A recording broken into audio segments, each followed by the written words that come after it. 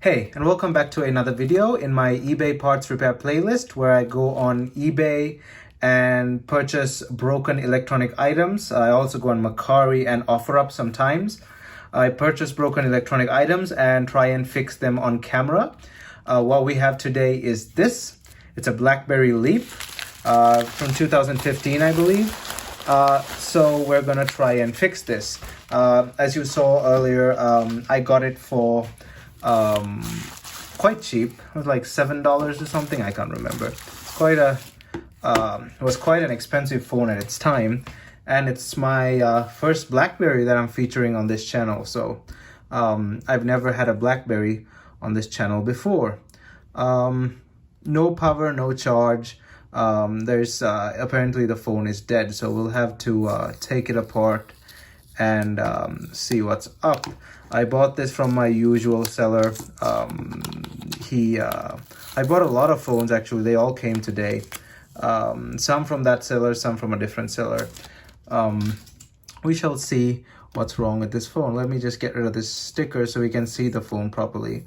Got a rubberized plastic back. It's good grip. There's paint on it. Okay. Where's the power button on this thing? So we got volume up, volume down. What is this? That's strange. That's the power button for sure. Let's go ahead and plug this thing in. We'll definitely have to take it apart because no power means, well, the phone is dead. So we'll see what happens. You know what? I'll leave it on charge for a while because usually these repair shops, or like I'm assuming the guy that sold this to me is a repair shop, they don't usually plug them for too long and keep. Let's just plug it in, leave it for a while and see what happens. Okay, so since this thing won't turn on, we're gonna take it apart. Now, taking this thing apart is slightly easy and also slightly annoying. All I have to do is lift this piece of glass by heating it with a heat gun, and then there are two screws under it, unscrew them, and then slide the screen off. It's that easy, but I also find that quite annoying. I hate working with glass like that, so let's go ahead and do it. I'll fast forward this.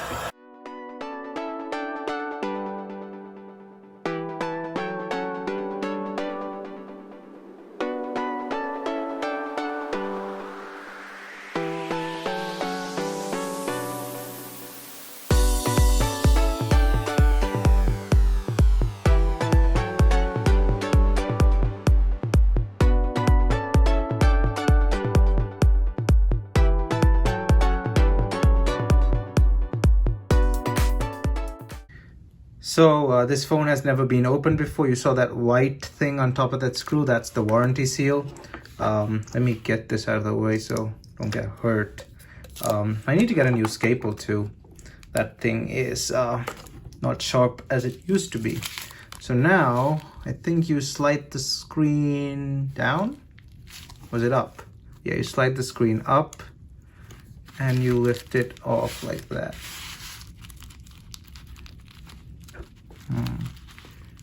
Okay, that was easier than I thought.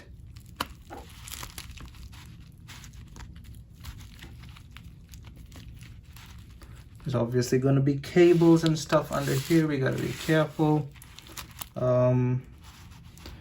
We got two cables. One is there. Hold up, I'll undo those two cables off screen because I need to get closer. Hold up. Okay, so you know it's getting serious when I start wearing gloves. That is because this thing is filthy on the inside and there's water damage. There's rust here. There's a white marking there. That's not factory. That's water. So yeah, water damage. Not looking too good. Not looking too good. Usually when it's partial water damage, I can fix it, like that Xperia M2 Aqua. Just the display, that the touchscreen was affected by the water damage. But this seems more serious. So let's see what we got. Take it apart a bit more.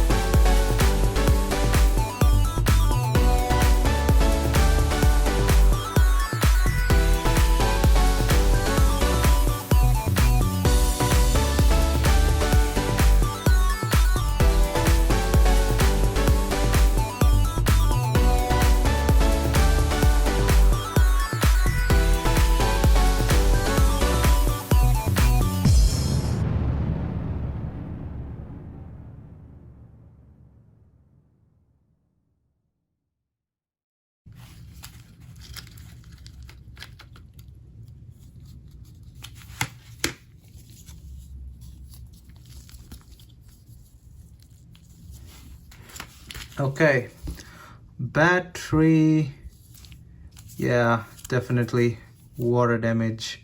We gotta test this thing, see if there's, I doubt it there's charge on this thing, but before we test it, we're first gonna obviously we're gonna clean this out with rubbing alcohol, because if any board needs rubbing alcohol, it's this one. Where is my toothbrush? I have a toothbrush that I used to clean these things with. Let me go find the toothbrush thingamajig and be right back. Alrighty, let's clean this thing, and this one's gonna need a lot of alcohol. So I'm just gonna freaking drench it here. No limit. So I'm gonna fast forward this as usual.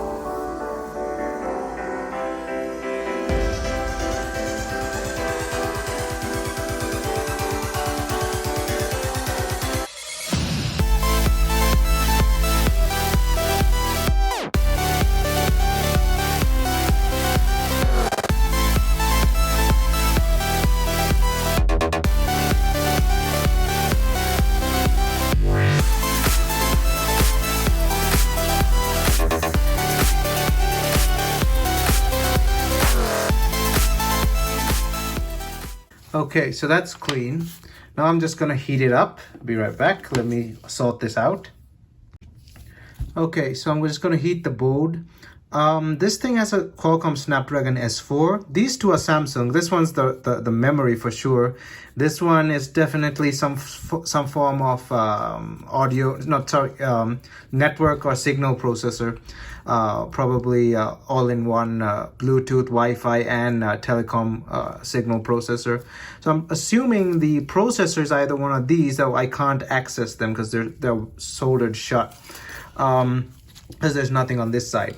So let's just give this board an even heating, because we do not want thermal shock. So, oh, there's a lot of dust. All came from that phone.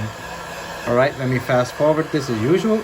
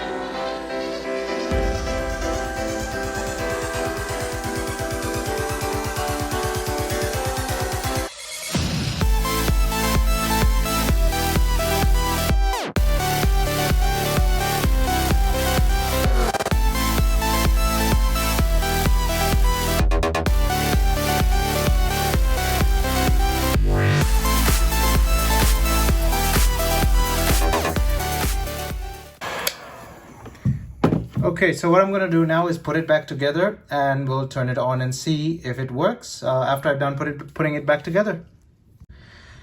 Okay, so it didn't turn on when I tried turning it on, but now I want to test to see if it's charging. I don't know if you can see this. The display on my multimeter is pretty dim. I want to see if there's a voltage here. Are we getting anything? It shows something, but I don't think, well, no, it doesn't show anything.